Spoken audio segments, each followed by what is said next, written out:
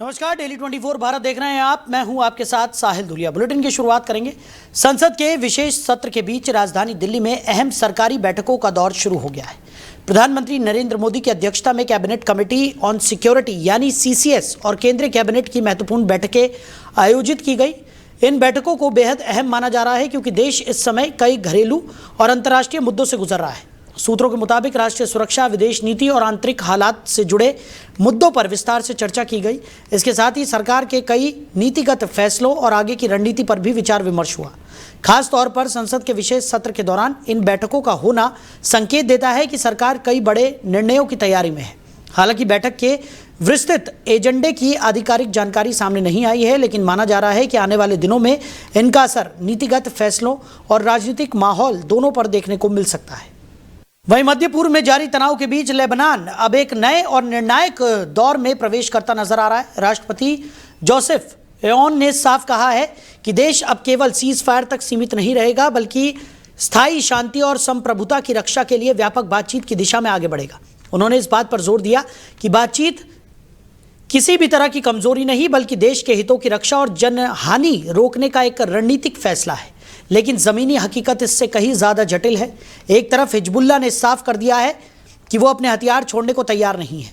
वहीं Benjamin Netanyahu ने भी संकेत दिए हैं कि इजराइल अपनी सैन्य कार्रवाई को पूरी तरह खत्म नहीं मानता, यानी सीज फायर के बावजूद हालात अस्थिर बने हुए हैं।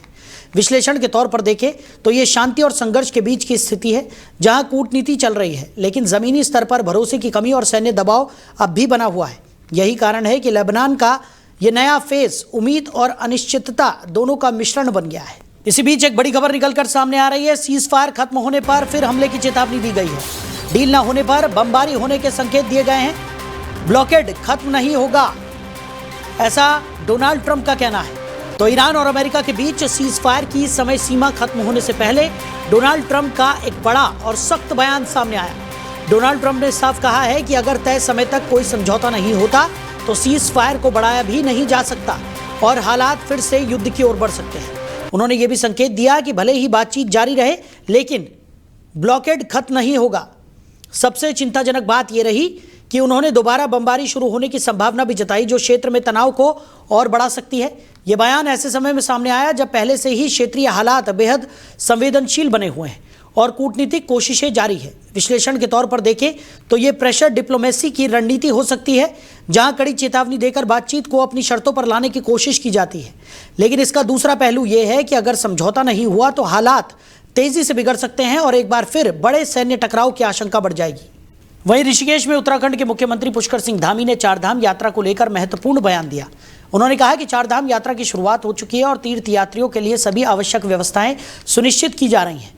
मुख्यमंत्री के अनुसार जल्द ही यमुनोत्री और गंगोत्री धाम के कपाट खुलेंगे, जबकि 22 अप्रैल को केदारनाथ और उसके बाद बद्रीनाथ धाम के कपाट श्रद्धालुओं के लिए खोल दिए जाएंगे। उन्होंने बताया कि यात्रा को सुरक्षित, सुगम और व्यवस्थित बनाने के लिए लगातार समीक्षा की जा रही है, ताकि तीर्थयात्रियों को किसी प्रकार की असुविधा न हो। धामी ने कहा कि सरकार का उद्देश्य है कि चारधाम यात्रा को भव्य और दिव्य रूप दिया जाए, जिसमें देश विदेश से आने वाले श्रद्धालुओं का उत्तराखंड में बेहतर स्वागत हो सके। इसके लिए प्रशासन, पुलिस और अन्य संबंधित विभागों को पूरी तैयारी के साथ तैनात किया गया है। चारधाम यात्रा हिंदू धर्म की एक अत्यंत महत्वपूर्ण तीर्थ यात्रा मानी जाती है, जिसमें यमुनोत्री, गंगोत्री, केदारनाथ और बद्रीनाथ धाम शामिल हैं। सरकार का लक्ष्य इस वर्ष यात्रा को सुरक्षित और सुव्यवस्थित बनाना है। आज यहाँ से शुरुआत हो गई है और चारधाम यात्रा कल से विधिवत रूप से प्रारंभ हो रही है। कल यमुनोत्री, गंगोत्री के कपाट खुलेंगे। 22 को केदारनाथ जी के और फिर बद्रीनाथ जी के कपाट खुलने जा रहे हैं। फिर हेमकुंड साहब की खुलेंगे। यात्रा अच्छी हो, सभी व्यवस्थाएं ठीक प्रकार से यात्रियों के लिए व्यवस्थित हो, उसके निमित्त काफी सारी व्यवस्थाएं, काफी सारी समीक्षाएं की गई हैं, सभी प्रबंध किए गए हैं। हम सभी तीर्थ यात्रियों का, श्रद्धालुओं का, देश भर से आने वाले सभी भक्तों का देवभूमि में स्वागत करते हैं। प्रत्येक वर्ष यात्रा का एक नया मुकाम बन रहा है। इस वर्ष एक और अच्छा मुकाम बनेगा, एक नया मुकाम बनेगा।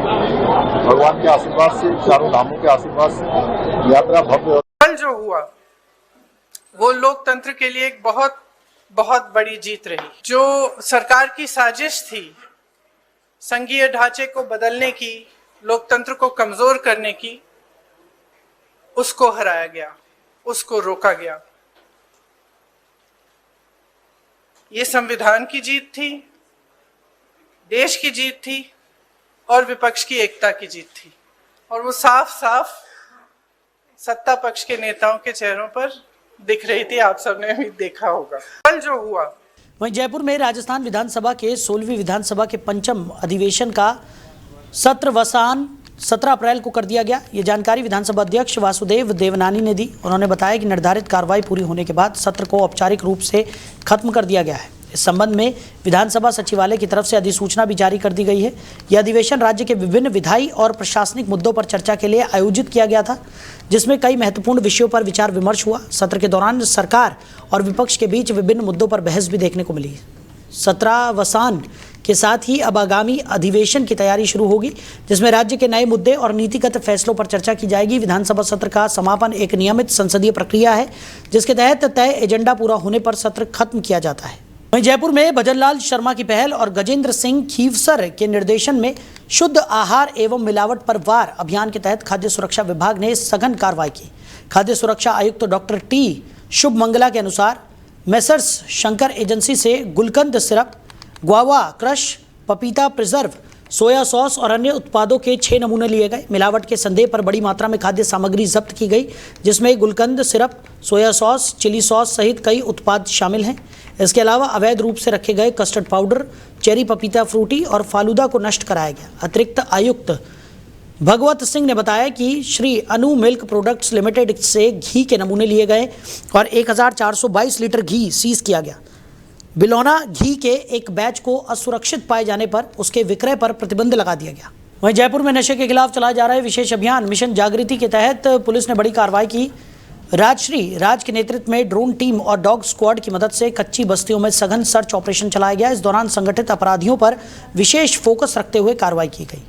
मानसरोवर, सोडाला और अशोक नगर सर्किल में चलाए गए इस अभियान के तहत कुल 47 आरोपियों को गिरफ्तार किया गया। इनमें एनडीपीएस एक्ट के तहत 13 मामले दर्ज कर 14 लोगों को गिरफ्तार किया गया, जबकि आबकारी अधिनियम में 6 और अन्य मामलों में 8 आरोपियों को पकड़ा गया। इसके अलावा बीएनएस की धारा 170 के तहत 20 गिरफ्तारियां की गई। कार्रवाई के दौरान पुलिस ने 490.69 ग्राम स्मैक, 456 ग्राम गांजा और 14 ग्राम चरस बरामद की।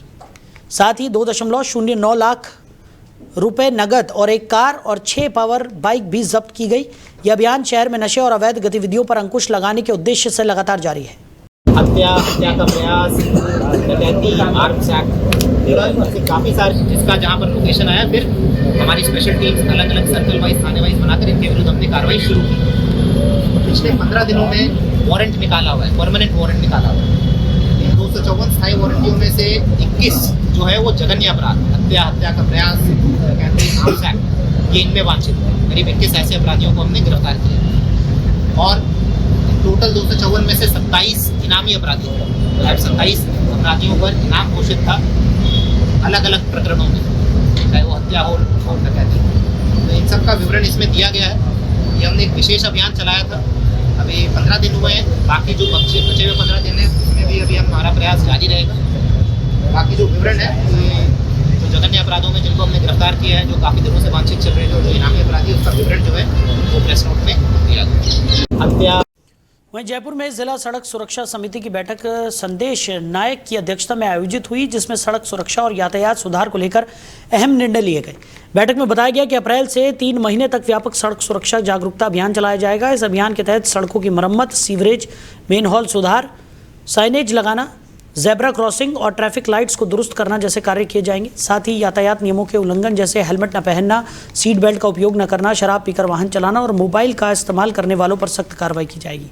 जिला कलेक्टर ने बताया कि भजनलाल शर्मा की मंशा के अनुरूप यादगार अजमेरी गेट से सांगानेर तक टोंक रोड को आदर्श और दुर्घटना रहित मार्ग बनाया जाएगा, जिसमें विभिन्न विभाग मिलकर कार्य करेंगे। इसके अलावा स्कूलों में विद्यार्थियों को यातायात नियमों की जानकारी दी जाएगी। शहर के 88 ब्लैक स्पॉट्स में से अधिकांश पर सुधार कार्य किए जा चुके हैं, जिससे दुर्घटनाओं में कमी लाने का लक्ष्य रखा गया है। वहीं रायसिंह नगर के श्री विजयनगर नगर पालिका क्षेत्र में स्वच्छता और पर्यावरण संरक्षण को लेकर बड़ी कार्रवाई की गई। प्रतिबंधित प्लास्टिक पॉलिथीन के अवैध परिवहन और उपयोग पर रोक लगा के बावजूद लगातार हो रहे व्यापार के खिलाफ नगर पालिका ने सख्त कदम उठाया। सूचना मिलने पर सुबह एक ट्रक को रोका गया जिसमें दैनिक उपयोग की सामग्री के बीच भारी मात्रा में पॉलिथीन बैग पाए गए। ट्रक में कुल 10 बैग पॉलीथीन जब्त किए गए और बाद में जांच के दौरान लगभग 350 किलो प्रतिबंधित प्लास्टिक बरामद हुआ। ट्रक चालक वाहन को अनूपगढ़ की ओर ले जा रहा था, जहां सूचना के आधार पर अनूपगढ़ नगर पालिका की टीम ने रामसिंहपुर के पास वाहन को रोककर जांच की। कार्रवाई स्वास्थ्य निरीक्षक सुशील शर्मा के नेतृत्व में और ग्राम पंचायत 59 GB के ग्राम सेवक की मौजूदगी में की गई। पूरे ऑपरेशन को अधिशासी अधिकारी मिल्खराज चुग के निर्देशन में अंजाम दिया गया। जब्त की गई पॉलिथीन को नगर पालिका के स्टोर रूम में सील कर सुरक्षित रखवा दिया गया। ये कार्रवाई क्षेत्र में पर्यावरण संरक्षण और स्वच्छता अभियान को मजबूत करने की दिशा में अहम मानी जा रही है। 17/4/2026 को सुबह सूचना मिली कि ये ट्रक में भारी मात्रा में पॉलीथीन है। श्री विजयनगर नगर पालिका में पुरानी दान मंडी में नगर पालिका टीम के द्वारा कार्रवाई करने के दौरान लगभग 10 थैले यानी 2.5 क्विंटल थैली जब्त की गई। कार्रवाई के दौरान ट्रक ड्राइवर ट्रक लेकर फरार हो गया। ट्रक के फरार होने के बाद एक शुभ टीम का गठन किया गया जिसमें नगर पालिका अनूपगढ़, ग्राम पंचायत 59 GB रामसिंहपुर तथा नगर पालिका श्री विजयनगर की शुभ टीम बनाई गई।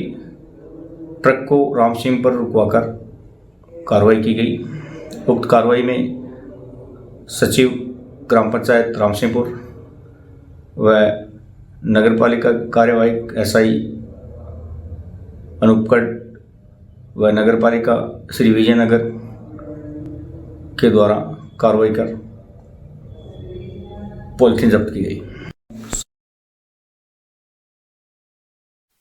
वहीं भरतपुर जिले के कुरका गांव में भारी बारिश और जल निकासी व्यवस्था की कमी के कारण कीचड़ और जल भराव की गंभीर समस्या उत्पन्न हो गई है। गांव के कई मुख्य रास्ते लंबे समय से पानी और कीचड़ से प्रभावित हैं, जिससे स्थानीय लोगों को रोजमर्रा के जीवन में भारी कठिनाइयों का सामना करना पड़ रहा है।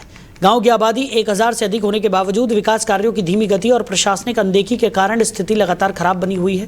ग्रामीणों का कहना है कि सड़कों की हालत इतनी खराब है कि वाहनों का निकलना मुश्किल हो गया है और कई बार वाहन कीचड़ में फंस जाते हैं। इस समस्या के कारण बच्चों, बुजुर्गों और कामकाजी लोगों को आने जाने में भारी परेशानी हो रही है। स्थानीय लोगों ने आरोप लगाया है कि बार बार शिकायत के बावजूद अब तक कोई ठोस समाधान नहीं किया गया है।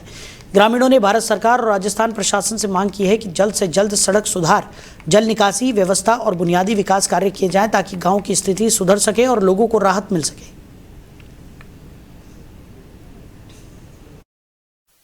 वहीं भीनमाल में शादी सीजन के चलते यातायात व्यवस्था पूरी तरह से चरमरा गई है। शहर के महावीर चौराहा से लेकर अंबेडकर सर्किल और मुख्य बाजार क्षेत्र तक दिन भर भारी जाम की स्थिति बनी रही, जिससे आमजन को गंभीर परेशानियों का सामना करना पड़ा। बाजारों में भीड़ और अव्यवस्थित पार्किंग के कारण सड़कें पूरी तरह अवरुद्ध हो गई।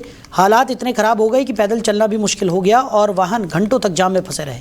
सबसे चिंताजनक स्थिति तब बनी जब एक एम्बुलेंस भी ट्रैफिक जाम में फंस गई, जिससे मरीज को समय पर चिकित्सा सुविधा मिलने में देरी हुई। इस घटना ने शहर की ट्रैफिक व्यवस्था की गंभीर स्थिति को उजागर कर दिया है। स्थानीय लोगों का कहना है कि शादी समारोह के दौरान पार्किंग और यातायात नियंत्रण के लिए कोई प्रभावी व्यवस्था नहीं की गई है। नागरिकों ने प्रशासन से मांग की है कि भीड़भाड़ वाले समय में ट्रैफिक पुलिस की तैनाती बढ़ाई जाए और पार्किंग व्यवस्था को व्यवस्थित किया जाए ताकि भविष्य में ऐसी स्थिति से बचा जा सके।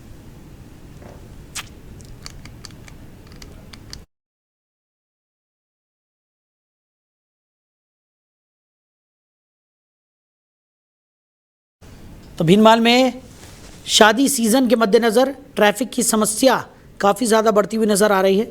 वहीं एक एम्बुलेंस भी जाम में फंसती हुई नज़र आई। भीनमाल में शादियों का सीज़न चल रहा है, जिसके चलते ट्रैफिक व्यवस्था पूरी तरह से चरमराई हुई नज़र आ रही है। बाज़ारों में ट्रैफिक व्यवस्था पूरी तरह से ध्वस्त है, जिसको लेकर लगातार प्रशासन से अपील भी की जा रही है। तो भीनमाल में जिस तरीके की स्थिति बनी हुई है उसके मद्देनज़र इस वक्त लोगों को खासा परेशानियों का सामना करना पड़ रहा है। शादियों का सीज़न चल रहा है और ऐसे में ट्रैफिक व्यवस्था पूरी तरह से चरमराई हुई नज़र आ रही है। हालांकि प्रशासन की तरफ से लगातार कदम उठाने की बात की जा रही है, पर फिलहाल स्थितियां काफ़ी गंभीर हैं और ट्रैफिक जैम की समस्या से लोगों को दो चार होना पड़ रहा है। ऐसे में एक तस्वीर निकल कर सामने आई है जिसमें एक एम्बुलेंस भी इस ट्रैफिक जैम में फंसी हुई नज़र आ रही है। ऐसे में सबसे बड़ी चिंता का सबब यही है कि इस तरीके की स्थिति में अगर कोई आपातकालीन सिचुएशन आ जाती है तो उससे कैसे बाहर निकला जाएगा और कैसे इस जाम की समस्या को ख़त्म किया जाएगा।